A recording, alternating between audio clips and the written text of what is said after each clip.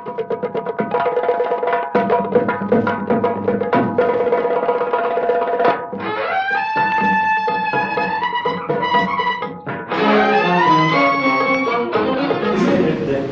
should widen the area which we cover through our lecture series.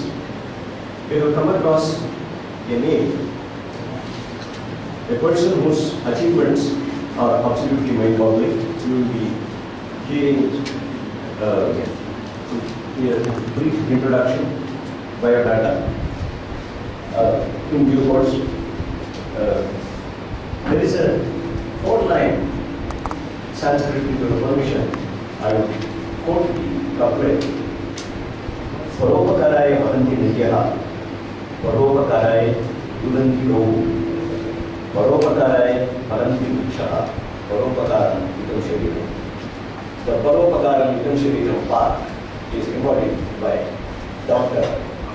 Sudha Kankaria, and we are very happy to welcome her here. As you are aware, sir, a burning topic of the day is the missing girl child, or to put it in a rather crude and straightforward language, female feticide. It's a rot on our culture. All of us keep claiming that we are very proud of our culture, heritage, etc., etc. And then here is a nation who kills the girl child regularly on a routine basis as part of our tradition and culture.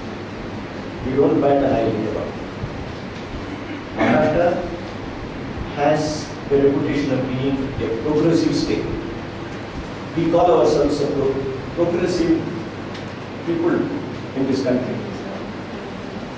Sad to say, Maharashtra's record in female feticide is among the worst. The ratio, male to female child ratio, is one of the lowest in the country. Some of the states in the country which do not have such a reputation as either for economic progress or social progress have a much better record in this area than Maharashtra.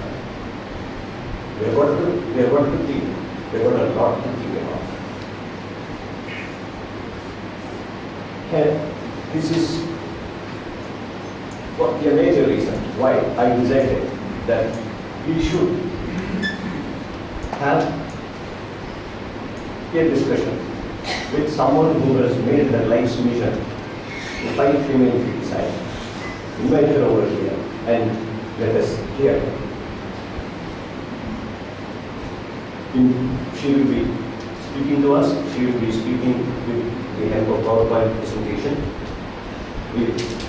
We are very happy to have her here. I do hope that the audience today pays attention and does some solid thinking over what she has to tell us. Thank you. Thank you, sir. Now I request Srimati Leena Raman to introduce our today's speaker.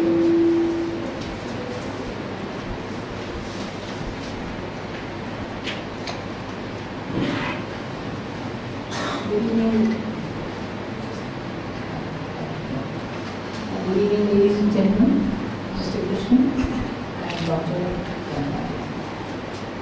Well, I've been given this very lovely task of introducing Dr. Sudha Kankaria, who is well known in Maharashtra and all over the world. If you look at the website, everyone is talking so highly about her. So I will give a very small brief. In fact, yes, I can talk, I will go on talking about her, but I'll have to be a brief because she has to make a presentation too. The activities and achievements of this rare personality are so numerous that trying to introduce her briefly is a challenge for me, actually. Social service would be the second name.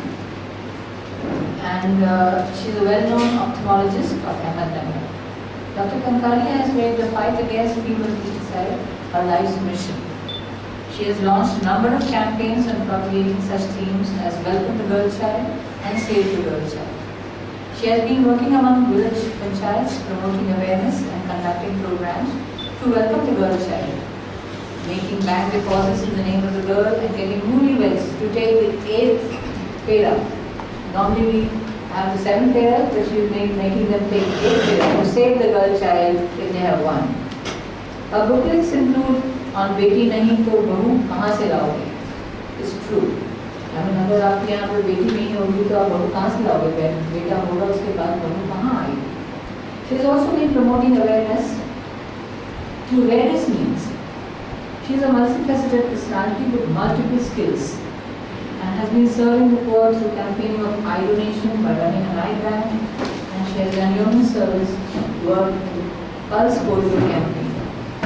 In her own way, she has generated a lot of public awareness through public meetings, Indian festivals, poetry, dramas, rallies, poster exhibitions, signature campaigns, and booklets on subjects. Her achievements are mind-boggling. But to say a few things more, she is also a Kavitri as well as a Lekika. This is very rare to find. And I can go on about her, but she also has been awarded in various fields.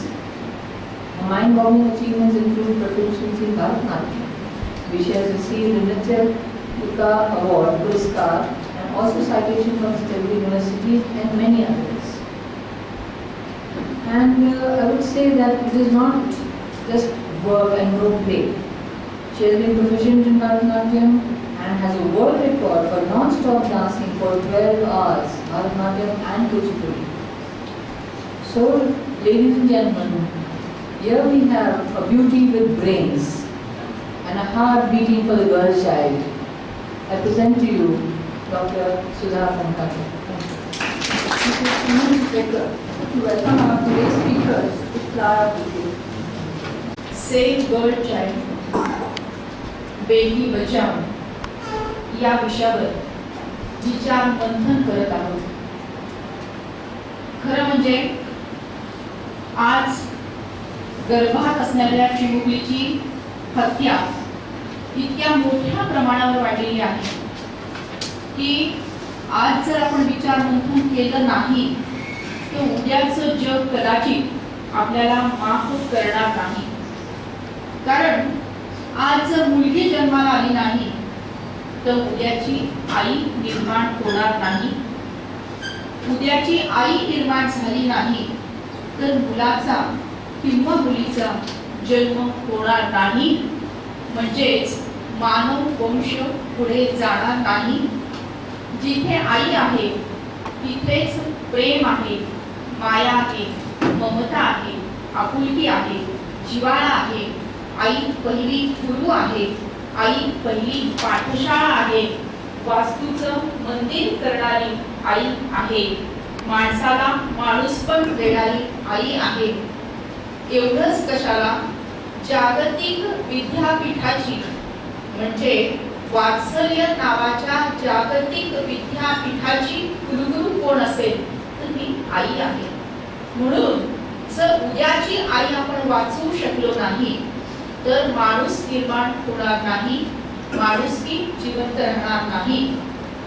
ज्या जगामध्ये माणूसच नाही आणि ज्या जगामध्ये माणुसकीच जिवंत राहणार नाही तर ते जग तरी जिवंत राहील का? तर ते जग सुद्धा जिवंत राहू शकत नाही. त्या उंबरठ्यावर आज आपण उभे आहोत. मी बोलतेय, माझी लँग्वेज सगळ्यांना समजतेय का? तर एकंदरीत आपण भारताचा आढावा घेतला तर भारतासारख्या सुसंस्कृत अशा देशामध्ये आताच माननीय कृष्णन सांगितलं की आपली भारतीय संस्कृती जगाच्या पाठीवर उच्च अशी संस्कृती समजली जाते. का? सत्य, अहिंसा, अपरिग्रह, दया, क्षमा, शांती, समता, ममता, बंधुता या सगळ्यांची गोळाबेरीज केली तर त्याला आपण भारतीय संस्कृती असं म्हणतो की जिथे अहिंसा परमो धर्मः हे तत्व लागू होतं त्याच भारतामध्ये जिथे भारतीय संस्कृती नांदायला हवी त्याच भारतामध्ये इतक्या इतक्या इतक्या स्त्री भ्रूण हत्या होतात ही जर आकडेवारी आपल्याला सांगितली तर खरोखर आपल्याला धक्का बसेल की 1991 साली भारतासारख्या सुसंस्कृत अशा देशामध्ये दरवर्षी 5 लाख मुली गर्भावस्थेत मारल्या जायच्या. ही संख्या 2001 साली 10 लाखांवर गेली आणि ही संख्या 2011 साली 20 लाखांवर गेली. मागचा 20 वर्षाचा आढावा जर आपण घेतला तर 1 करोडपेक्षा जास्त चिमुकल्यांना आपण मारून टाकलेलं आहे, संपवून टाकलेलं आहे, त्यांची हत्या केलेली आहे. आणि मागील 3 दशकांचा म्हणजे 30 वर्षाचा आढावा जर आपण घेतला तर 1.5 करोडपेक्षा जास्त अशा चिमुकल्यांना आपण संपवून टाकलेलं आहे, गर्भातच त्यांची हत्या केलेली आहे. खरं म्हणजे आपली भारतीय संस्कृती असं सांगतं की आईचं उदर हे तीर्थक्षेत्र आहे. आईचं उदर हे तीर्थक्षेत्र आहे आणि या तीर्थक्षेत्रामध्ये एखाद्याची उमलतो, फुलतो, वाढतो आणि अवघी सृष्टी तिथे निर्माण होते. त्या तीर्थक्षेत्राला स्मशानभूमी करण्याचं वाईट असं कृत्य आज आपल्या भारतामध्ये होताना आपल्याला दिसत आहे. खरं म्हणजे आपण इतिहास जर पाहिला आणि सगळ्या महायुद्धाचा आढावा जर घेतला तर कुठल्याही महायुद्धामध्ये 1.5 करोडाच्या हत्या झालेल्या नाहीत, ज्या या निष्पाप जीवाच्या झालेल्या आहेत. युद्धभूमीवर तर 2 पक्ष असतात, दोघांच्या हातात शस्त्र असतात आणि दोघांच्याही मनामध्ये वैर भावना असते, एकमेकांना संपवण्यासाठीच ते उभे असतात आणि तरी एवढ्या हत्या झाल्या नाहीत. एवढ्या हत्या या निरागस निष्पाप अशा जीवाच्या झालेल्या आहेत. ही जी चिमुकली आहे, जी आईच्या उदरात आहे, जी आईच्या पोटात आहे, ती आपल्या आईला म्हणते की आई, तुझं बाबांचं, आजींचं, आजोबांचं बोलणं काल रात्री ऐकलं मी आई. तुम्ही सगळ्यांनी मिळून ठरवले ना की उद्या मला डॉक्टर काकांकडे घेऊन जायचंय. आई असं करू नको ग, मला डॉक्टर काकांकडे घेऊन जाऊ नको ग, मला डॉक्टर काकांची खूप खूप भीती वाटते ग आई. ते डॉक्टर काका मोठं शस्त्र घेतील ग, माझ्या डोक्याच्या चिंध्या करून टाकतील ग, आणि आई एवढेशे कोमलसे माझे हात पाय आई तोडून टाकतील ग, आणि रक्तबंबाळ झालेला माझा हात देह आई उकरड्यावर फेकून देतील, कचरा कुंडीमध्ये फेकून देतील, कुत्रे झडप घालतील, तोंडात पकडतील आई, गल्लीवर फिरवतील ग. माझ्या शरीरातनं ठिबकणारं ते रक्त आई तू पाहू शकशील. माझ्या शरीराची झालेली विटंबना आई तुला हे सहन होईल?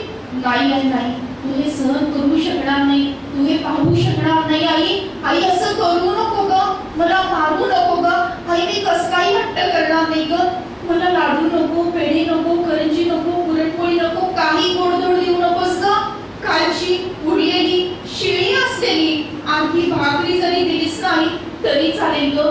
2-2, 3-3 दिवस आई मी ती पुरवून खाईल ग, पण आई मला जन्म घेऊ दे ग. नाही आई नाही, नवीन कपडे नकोत ग मला, आणि नवीन खेळणी पण नकोत. ताईची जुने झालेले कपडे दिलेस ना तरी चालेल, वाढले ना आई तरी मी ते शिवून घेली ग, पण आई मला जन्म घेऊ दे ग. मला तुझ्या मांडीवर खेळायचे गाई, आजी आजोबांच्या गोष्टी ऐकायचे गाई, तुझं बोट पकडायचंय, बाबांचं बोट पकडायचंय, शाळेमध्ये जायचंय, खूप शिकायचंय आई मला. इतकं मला शिकायचं आहे की माझ्या मुंड्याचा प्रश्न येणार नाही आई. आणि आई तुला असं वाटत नाही का ग की सावित्रीबाई फुलेंचा अंश माझ्यामध्ये असेल? आई तुला असं वाटत नाही का ग की जिजामातेचा मातृशक्तीचा आविष्कार माझ्यामध्ये असेल? आणि आई तुला असं विश्वास वाटत नाही का ग की झाशीच्या राणीची क्रांती करण्याची उमेद माझ्यामध्ये असेल? आई हे सगळं मला करायचंय ग, पण कधी तुम्हाला जन्म दिला तरच ना. वेळ नाही गेली अजून, हाक देते मी तुला. वेळ नाही गेली अजून, हाक देते मी तुला. खुडू नको कळी आई, खुडू नको कळी आई. देश घडवायचाय मला, देश घडवायचाय. अशी अत्यंत आर्त अशी हाक ही चिमुकली आपल्याला देत आहे. मग केवळ आपल्याला चालणार नाहीये. तर आपल्याला ऍक्शन प्लॅन केला पाहिजे, कृती कार्यक्रम केला पाहिजे. आणि त्यासाठी नेमकं काय केलं पाहिजे? ही जी चिमुकली आहे ना, ही अशी प्रज्वलित झालेली ज्योत आहे, पंटी आहे आणि कलियुगाच्या वादळ वाऱ्यामध्ये ती विझून खात आहे. ती विझू नये म्हणून 2 हातांचं संरक्षण त्याला आवश्यक आहे. एक हात हवा आहे समाजाच्या सकारात्मक बदलाचा आणि दुसरा हात हवा आहे कायद्याच्या कडक अंमलबजावणीचा. कायद्याची कडक अंमलबजावणी झाली, समाजाचा सकारात्मक बदल झाला, तर ही चिमुकली ही प्रज्वलित झाली आणि स्त्री भ्रूण हत्येचा जो अंधकार पसरलेला आहे तो अंधकार आपण पूर्णतः नाहीसा करू शकू. म्हणूनच म्हणते आता तरी विचार करा. म्हणूनच म्हणते आता तरी विचार करा, वंशाचा दिवा खरा कोण तुम्ही ओळखा. म्हणूनच म्हणते आता तरी विचार करा, वंशाचा दिवा खरा कोण तुम्ही ओळखा. पंटीनेच पुन्हा दिवा प्रज्वलित होतो. पंटीनेच पुन्हा दिवा प्रज्वलित होतो. स्त्री असो वा पुरुष, जन्म तर स्त्रीच्याच पोटी घ्यावा लागतो. आईची महती कशाला हवी सांगायला, आईची महती कशाला हवी सांगायला. चला सज्ज होऊया स्त्री भ्रूण हत्या थांबवायला. चला सज्ज होऊया स्त्री जन्माचे स्वागत करायला. खरं म्हणजे पहा की निसर्गाने या जगाच्या पाठीवर 2 शक्ती निर्माण केलेल्या आहेत. एक शक्ती स्त्रियांची शक्ती आहे आणि दुसरी शक्ती पुरुषांची शक्ती आहे. आणि दोघांकडेही निसर्गाने उपजत असे काही शक्तीस्थळ दिलेले आहेत, बलस्थानं दिलेली आहेत, ऊर्जा केंद्र दिलेली आहेत. आईकडे दिलेला आहे मातृशक्तीचा आविष्कार आणि निर्मितीची क्षमता आणि पुरुषांकडे दिलेला आहे धाडस, पराक्रम, नेतृत्व, कर्तृत्व आणि शारीरिक बल. आणि हे दोन्हीही नैसर्गिक गुण तेवढेच बलस्थानी आहे, तेवढेच महत्वाचे आहे. म्हणून दोघांनीही एकमेकांचे हात पकडून जर सामाजिक प्रश्नावर उत्तर शोधण्याचा प्रयत्न केला तर सकारात्मक सामाजिक परिवर्तन आपण घडवू शकतो. मी एका कवितेतून हा प्रश्न असा मांडला आहे की तो म्हणजे पुरुष आणि ती म्हणजे स्त्री. तो म्हणजे पुरुष आणि ती म्हणजे स्त्री. तो मंत्र असेल तर ती पूजा आहे. तो मंत्र असेल तर ती पूजा आहे. ती आरती असेल तर तो प्रसाद आहे. तो मंत्र असेल तर ती पूजा आहे. ती आरती असेल तर तो प्रसाद आहे. तो मेंदू असेल तर ती बुद्धी आहे. तो मेंदू असेल तर ती बुद्धी आहे. तो विचार असेल तर ती कृती आहे. तो माणूस असेल तर ती माणुसकी आहे. तो माणूस असेल तर ती माणुसकी आहे. तो संस्कार असेल तर ती संस्कृती आहे. तो दसरा असेल तर ती दीपावली आहे आणि तो तिळगुळ असेल तर ती संक्रांत आहे. मंत्र म्हटल्याशिवाय पूजा पूर्ण होत नाही. आरती झाल्याशिवाय प्रसाद मिळत नाही. मेंदूमध्ये आवश्यक आहे बुद्धी. विचार केल्याशिवाय घडत नाही कृती. अनेक संस्कार मिळून निर्माण होते एक संस्कृती. माणसामध्ये आवश्यक आहे माणुसकी. दसऱ्यानंतर येते दीपावली आणि संक्रांतीचा सण तिळगुळ दिल्या घेतल्या वाचून साजरा होऊ शकत नाही. असं असतं स्त्री आणि पुरुषाचं नातं. एकमेकांसमवेत असेल तर निर्माण होतं पूर्णत्व, नाहीतर ते असतं अधूर अधूर अधूर. गणित असं सांगतं की 1 + 1 2 होतात. पण एकाच्या बाजूला एक उभा राहिला आणि हातात हात घालून हृदयास हृदय जोडून या कार्य कराया लाखो बलसागर भारत हो विश्वात शोभून राहो. अशा प्रकारचं बिहेवियर, अशा प्रकारची वागणूक जर झाली समाजामध्ये तर 11 पटीने सकारात्मक ऊर्जा ही वाढत असते.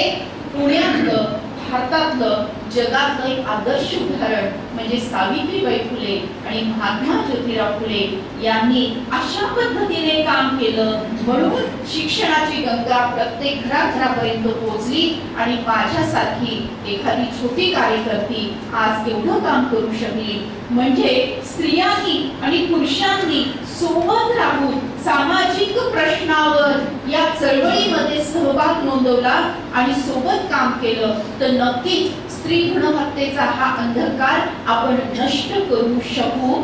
कारण खूप वेळा असं होतं की अनेक ठिकाणी जेव्हा मी जाते तेव्हा हा एक प्रश्न विचारला जातो की हा प्रश्न तर स्त्रियांचा आहे, तर तुम्ही स्त्रियांसोबतच बोला, पुरुषांचं काही काम नाही.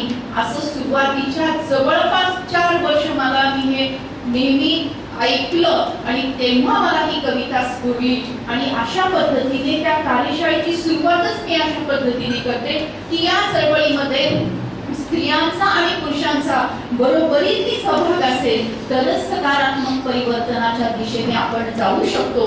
आणि मला आज आनंद आहे की माननीय कृष्णन सरांच्या आज नेतृत्वाखाली सर्व बंधू आणि सर्व भगिनी आज आपण सोबत विचार मंथन करत आहोत आणि या विचार मंथनातून एक अमृत विचार बाहेर येणार आहे, ऍक्शन प्लॅन बाहेर येणार आहे आणि समाजामध्ये सकारात्मक बदल होण्याच्या दिशेने आपण आज पावलं टाकत आहोत. नेक्स्ट.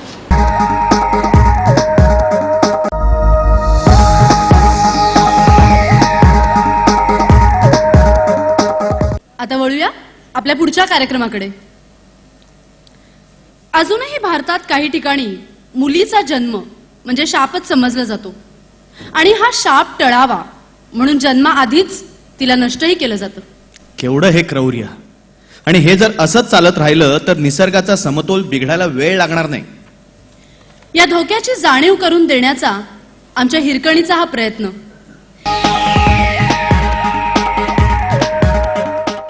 स्त्री जन्माचे स्वागत करा या अनोख्या चळवळीच्या प्रणेत्या अहमदनगरच्या डॉक्टर सुधा कांकरिया. महाराष्ट्रातील प्रत्येक ग्रामपंचायतीपर्यंत स्त्री भ्रूणहत्या थांबवण्याचा संदेश सामूहिक शपथ घेऊन पोहोचवण्याचा प्रयत्न यशस्वी होतो आणि या उपक्रमाचं कौतुक राष्ट्रपती प्रतिभाताई पाटील यांच्याकडून होतं. ही डॉक्टर सुधा कांकरिया संचालित चळवळीला मिळालेली सर्वोत्तम दाद. गावागावातल्या कार्यशाळातून हा वेलू युवक मंडळ, विविध सामाजिक संघटना, महाविद्यालयातील NSS, NSC सहित युवक युवतींपर्यंत चढत गेला. तो थेट सर्व विद्यापीठातील कार्यशाळांपर्यंत. विवाहाच्या 7 फेऱ्यांबरोबर स्त्री जन्माच्या स्वागताचा 8वा फेरा ही नवीन संकल्पना डॉक्टर सुधा कांकरियाचीच.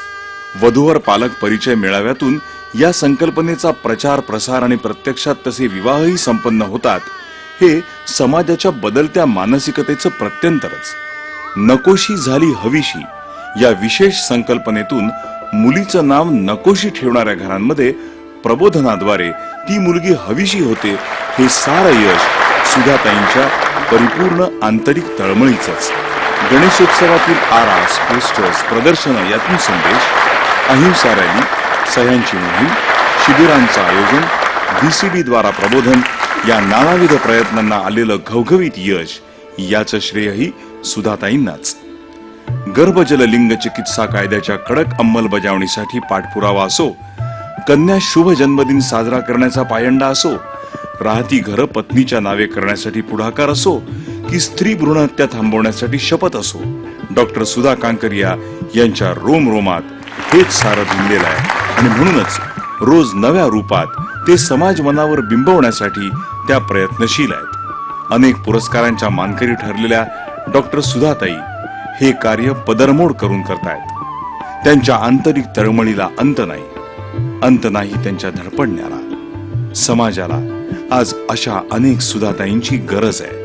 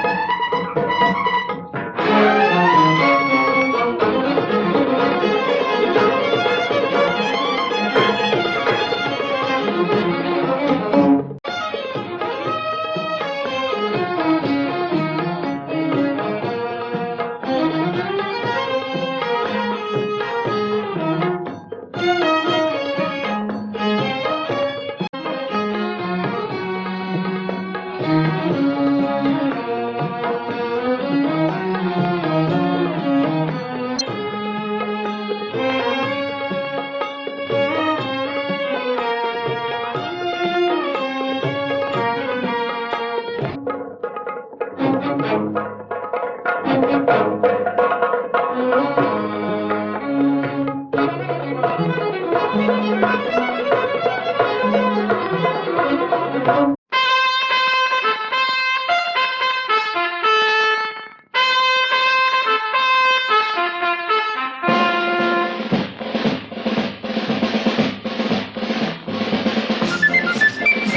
माझा देश आहे. सारे भारतीय माझे बांधव आहेत. माझ्या या देशात स्त्री पुरुष समानता नांदावी यासाठी मी सदैव प्रयत्न करेन. स्त्री एक महान शक्ती आहे. ती अनंत काळची माता आहे. मुलगा वंशाचा दिवा असेल तर मुलगी वंशाची पणती आहे. तिचा आदर सन्मान मनापासून करणे हे माझे कर्तव्य आहे. स्त्री भ्रूण हत्या मी करणार नाही. करू देणार नाही. मी स्त्री जन्माचे स्वागत करेन. त्याविषयी जनजागृती करेन. अशी शपथ सर्वांच्या साक्षीने मी घेत आहे.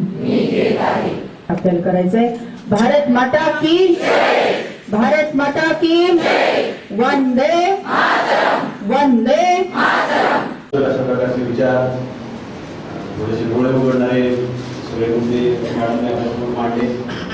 मध्यंतरी आमच्या पुणे विभागाची सगळ्या जिल्हा परिषदा ज्या आहेत त्याच्या मुख्य कार्यकारी अधिकारी, जिल्हा आरोग्य अधिकारी, जिल्हा शल्य चिकित्सक आणि संबंधित सगळे आमचे यंत्रणांची बैठक 3 दिवसाचं कार्यशाळा ग्राम आरोग्य संजीवनी या कार्यक्रमाबद्दल झाली. याची सुरुवात आम्ही 1 मे पासून आता करत आहोत. या कार्यक्रमामध्ये कांकरे मॅडम आल्या होत्या. त्यांनी आम्हाला असेच बरेच मुद्दे त्यावेळेला सांगितले होते, ज्याच्यातून आम्हाला दिशा मिळाली की पुढच्या काळामध्ये जिल्हा परिषदेच्या माध्यमातून आपण ग्रामीण भागामध्ये कशा पद्धतीने काम करणं गरजेचं आहे. आणि त्या अनुषंगाने आम्ही मग आमची जी अंदाजपत्रक आता तयार केली. सुदैवाने सगळे अंदाजपत्रकं ह्या वेळेला तयार करण्याचे अधिकार निवडणुकांवर मुख्य कार्यकारी अधिकाऱ्यांना दिले होते. त्यामुळे आपण पुरेशी तरतूद, पुरेसे मुद्दे ह्याच्यामध्ये आणले. जे अनालिसिस मॅडमने सांगितलं पुणे जिल्ह्याबद्दल, त्यांनी सांगितलं की शिरूरमध्ये 845 आहे, दौंडमध्ये कमी आहे, बारामतीमध्ये कमी आहे. खरं तर हे सगळं विचित्र चित्र आहे की हे सगळे बुडालेले भाग आहेत आणि सगळे जास्ती साक्षर असलेले भाग आहेत. पण कदाचित सोनोग्राफी मशीनचा गैरवापर म्हणून असेल. परंतु त्यामुळं या ठिकाणी हे प्रमाण जास्त आहे हे उद्योगजनक म्हणजे आपल्याला समजतच नाही बऱ्याच वेळेला की आपण तुमच्या स्त्री पुरुष समानतेच्या गप्पा मारतो का ते प्रत्यक्षात आणण्यासाठी नक्की काय करतो. कारण हा हट्ट कशासाठी हे खरंच आम्हाला सुद्धा न मिळालेलं उत्तर आहे बऱ्याच ठिकाणी की मुलगीच का मुलगाच का. सुदैवाने आता आपल्याकडं सगळ्या स्थानिक स्वराज्य संस्थांमध्ये 50% महिलांना आरक्षण आलेले आहे. त्यामुळे त्यांना एक स्टेटस निर्माण करण्याची, त्यांना या ठिकाणी काम करण्याची, धोरणं ठरवण्याची, निर्णय घेण्याची त्या ठिकाणी आता एक संधी प्राप्त झाली आहे. त्याचा उपयोग निश्चितपणे पुढच्या काळामध्ये जनजागृतीसाठी, कायद्याच्या अंमलबजावणीसाठी, कायदे तयार करण्यासाठी, धोरण तयार करण्यासाठी होईल. परंतु आजही मला असं वाटतं की याच्यामध्ये सगळ्याच घटकांनी विचार करण्याचा विषय आहे. मगाशी मी एक आकडेवारी येताना बोलत होतो, त्याच्यामध्ये आजही 0 ते 6 वयोगटातल्या मुलांमध्ये मुलींचं प्रमाण कमी आहे कम्पेअर टू 6च्या वरचे जे काय आपली वयोगट आहे त्याच्यापेक्षा.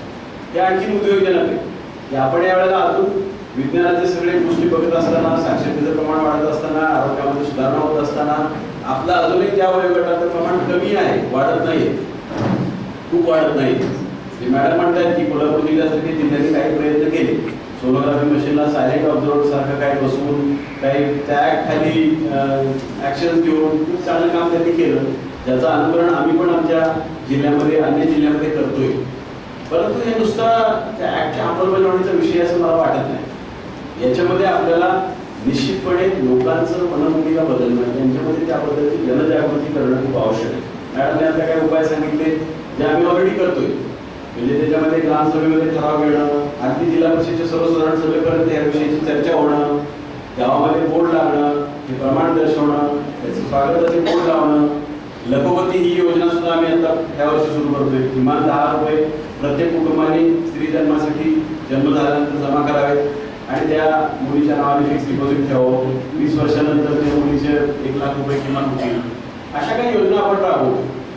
पण मला अजूनही वाटतं की जनजागृती खूप चांगल्या पद्धतीने केली, आपण खूप सगळ्यांनी एकत्रितपणे प्रयत्न केले, तर हे सुद्धा उद्दिष्ट गाठणं अशक्य नाही. निर्मल ग्रामसारखी योजना आमच्याकडं कदाचित सुरुवातीला जेव्हा सुरू झाली ते स्वप्नवत वाटत होती. प्रत्येक गावामध्ये प्रत्येक घरामध्ये शौचालय बांधले जातील असं स्वप्नवत वाटत होतं. परंतु आता महाराष्ट्राचं चित्र असे 27,000 ग्रामपंचायतीपैकी 9,000 ग्रामपंचायतीमध्ये 100% शौचालय बांधली गेली. त्यामुळे ग्रामीण भागामध्ये सुद्धा चित्र बदलू शकतो.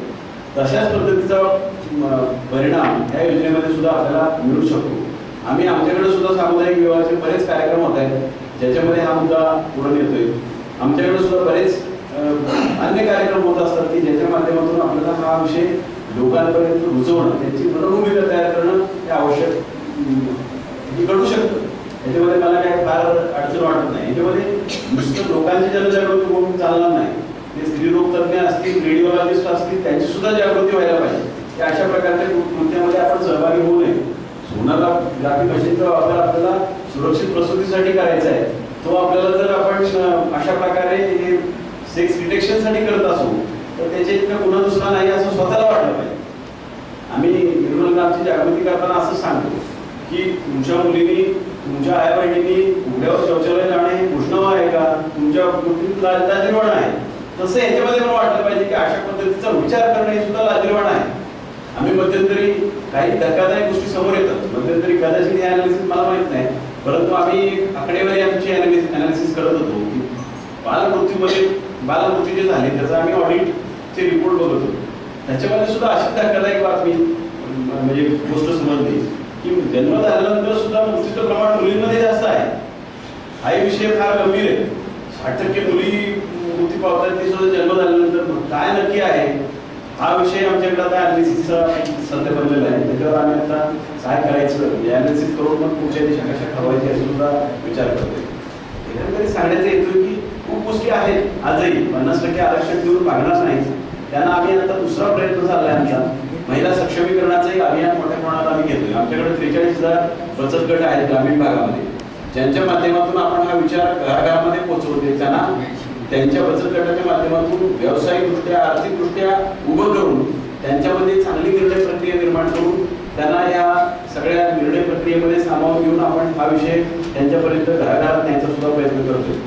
आमच्याकडे एक गृहस्वामिनी म्हणून योजना आहे ज्याच्यामध्ये जर सगळ्या प्रॉपर्टी मुलीच्या स्त्रियांच्या नावावर केल्या तर आम्ही हा पुरस्कार देतो. आता नवलेवाडी म्हणून एक गाव आहे आमचं पुरंदर तालुक्यात, तिथल्या 100% प्रॉपर्टी मुलींच्या नावावर केल्या त्या गावाने. अशा प्रकारचे आदर्श सुद्धा आपण त्या ठिकाणी पुढे येतोय की ज्याद्वारे आपण म्हणतोय की तुमचा जो काय विचार आहे डोक्यामध्ये की मुलगाच पाहिजे मुलगी नको, तर मुलीला सुद्धा आम्ही त्या ठिकाणी सामाजिक एक प्रतिष्ठा निर्माण करून द्यायचा प्रयत्न करतोय. ज्यामुळं आपल्याला असं वाटण्याचं कारण नाही समानतेकडेच आपण जायला पाहिजे हा विचार आपण केला. काही गावांनी आमच्या या सगळ्या आव्हानामध्ये सुद्धा खूप चांगला प्रतिसाद दर्शवला. आता वाडेमुलाई म्हणून एक गाव आहे हवेली तालुक्यात, तर तिथं परवाच आम्ही आमचं सांगितल्यानंतर लगेच लोकांनी ठरवलं की आपण 5,000 रुपये त्या मुलीच्या घरी त्या दिवशीच द्यायचे जन्म झाल्यानंतर फिक्स डिपॉझिटच्या सर्टिफिकेटच्या स्वरूपामध्ये आणि इतरांनी सुद्धा पैसे जमा करून त्या ठिकाणी द्यायचे. आमच्याकडे दुसरी योजना आहे, मगाशी मॅडमने उल्लेख केला, जननी सुरक्षा योजना. आता ती प्रसूतीसाठी आहे. आदिवासी किंवा दारिद्र्यरेषेखालच्या महिलांसाठी आपण प्रसूतीनंतर 600 रुपये देतो. याच्याशिवाय जिल्हा परिषदेमार्फत आम्ही दुसराही उपक्रम राबवतो. त्या मुलीच्या जन्मानंतर त्या आईला आणि त्या बाळाला दोघांनाही आम्ही कपडे त्या ठिकाणी द्यायचा, साडी चोळी आईला आणखी मुलाला कपडे द्यायचा सुद्धा उपक्रम त्या ठिकाणी हाती घेतला आहे. असे छोटे छोटे उपक्रमातून आपण जनजागृती करण्याचा प्रयत्न करतो. पण आता कांक्रिया मॅडम म्हणाले तेव्हा हा एकत्रित प्रयत्नाचा विषय आहे. त्याच्यामध्ये लोकप्रतिनिधी आहे, प्रशासन आहे आणि सगळी जनता आहे. सगळ्यांनी मिळून जर एकत्रित प्रयत्न केले तर हे शिवधनुष्य अवघड नाही, तर निश्चितपणे आपण उचलू शकू असं मला या ठिकाणी मुद्दाम नमूद करावं असं वाटतं. मला खूप ऐन वेळेला अनुभव आला की मला त्या ठिकाणी जायचंय, तरी पण मला हे सगळे विचार ऐकायला मिळाले. आपल्या सगळ्यांच्या मनामध्ये सुद्धा चांगले चांगले मुद्दे ऐकायला मिळाले. याच्याबद्दल संयोजकांचे आपल्या सर्वांचे आभार मानून मी माझं भाषण थांबवतो. आमच्या या कार्यक्रमामध्ये सुरुवातीला मार्गदर्शन करण्यासाठी